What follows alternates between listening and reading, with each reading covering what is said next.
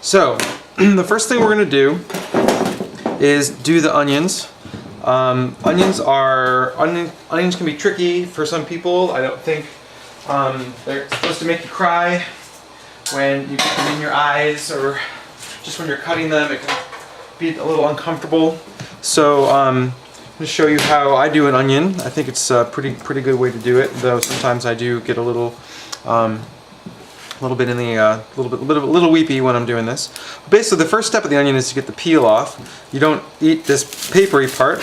That gets thrown away or composted. So first of all, I'll take off the ends, and then I like to take the knife and just run it really lightly across the surface of the onion, and that provides a starting point for peeling off the brown papery layer. Sometimes you end up with part of the onion that you think is probably edible, but it's part of a layer that in other parts is thin and papery. So I just end up taking off the whole thing. It's a lot easier that way. So once you get the onion peeled, the next step is to cut it up. Now, in order to dice an onion, the thing that's cool is that everything's in rings. So it's kind of already half diced for you already. So all you need to do is just kind of encourage it. So what I do is I take the knife and I go ahead and I cut into the onion, not all the way through, but just most of the way through. So you can see maybe that I'm cutting the onion, just so that there's maybe one little wedge connecting them, so that you don't end up with slices and have the whole onion fall apart. So I do that once this way, and then I rotate it 90 degrees, and I do it again.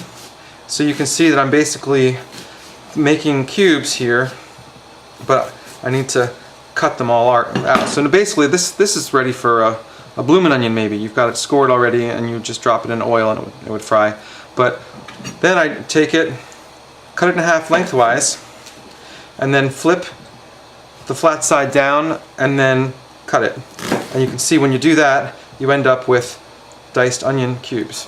So just continue on like that. Watch your fingers, of course. Now, one of the things I've found is that you need a really good knife to cut an onion, a nice sturdy knife. You can see this knife doesn't bend at all when I try to wiggle it.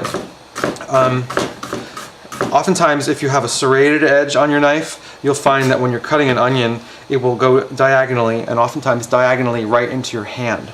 So you want to avoid using any knife that has any serration on it. It should be a good solid, kind of non-serrated knife. So I'll go ahead and do the other half here.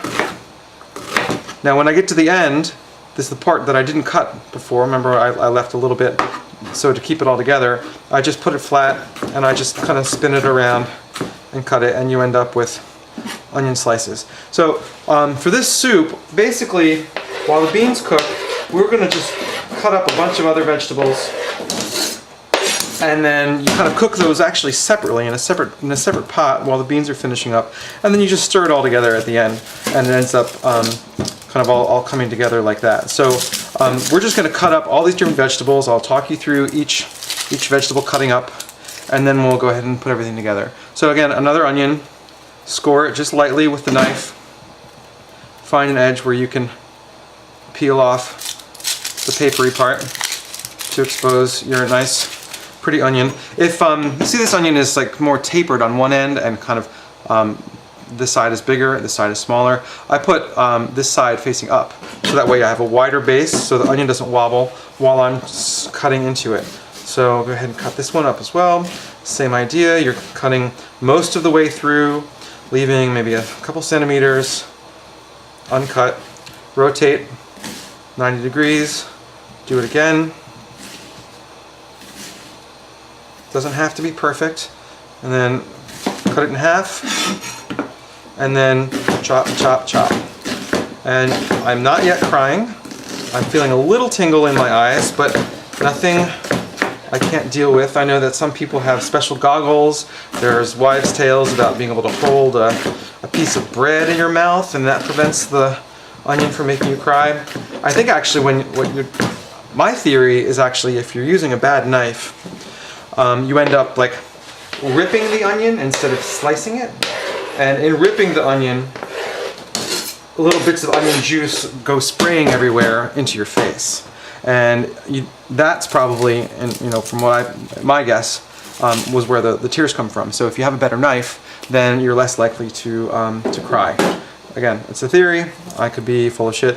That has been known to happen.